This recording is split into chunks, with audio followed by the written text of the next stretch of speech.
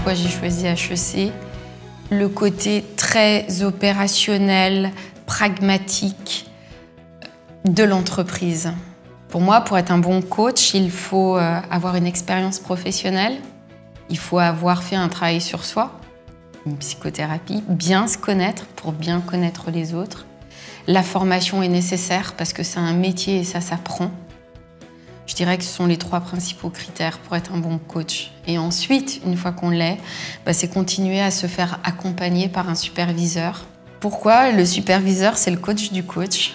Et lorsqu'on est face à des groupes de personnes, le coach joue l'effet miroir et quelque part il s'en prend plein la figure par rapport aux différentes personnalités des personnes qui se trouvent en face de lui. Et à un moment donné, il a besoin d'avoir aussi son espace de parole pour s'assurer qu'il ne met pas en danger ses coachés dans la façon dont il les accompagne.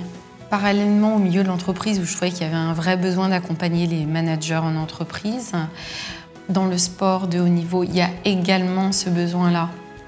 C'est-à-dire que dans le sport aujourd'hui, les entraîneurs travaillent beaucoup la partie stratégie, la partie technique, la partie physique, le collectif, mais il y a un 5e jeu qu'ils doivent travailler, qui fait partie de la performance, c'est le jeu mental.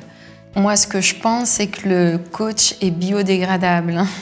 C'est-à-dire qu'il est là pour accompagner une personne à atteindre ses objectifs, mais son objectif pour moi, c'est de rendre les personnes autonomes et responsables le plus rapidement possible. Juste à côté de vous, il y a une tablette numérique. Oui. Je vais vous demander de la prendre en main.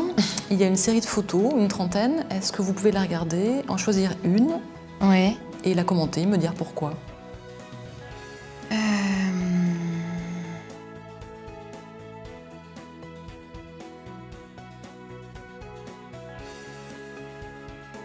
J'hésite.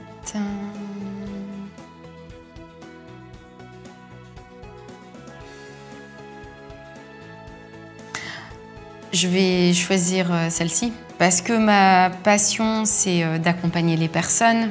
Mon bébé, j'ai envie de dire, c'est d'accompagner les sportifs de haut niveau. Et donc là, ce sont les jeunes, les 17-19 que j'accompagne au Stade Français. Ça représente la force pour moi. La force mentale qui est indissociable du physique parce qu'ils ne pourront pas pousser, emmêler, être combatifs si mentalement ça ne va pas. Et en même temps, ce que j'aime dans cette photo, c'est le côté léger en bas de la photo avec la nature, le vélo. Et c'est un peu ça, ça représente un peu mon accompagnement, c'est-à-dire que je les accompagne pour qu'ils aient leur meilleure performance sur le terrain. Mais l'accompagnement que je leur apporte, c'est un accompagnement, j'ai envie de dire, de bien-être et d'épanouissement en tant que personne et en tant que sportif, parce que c'est indissociable.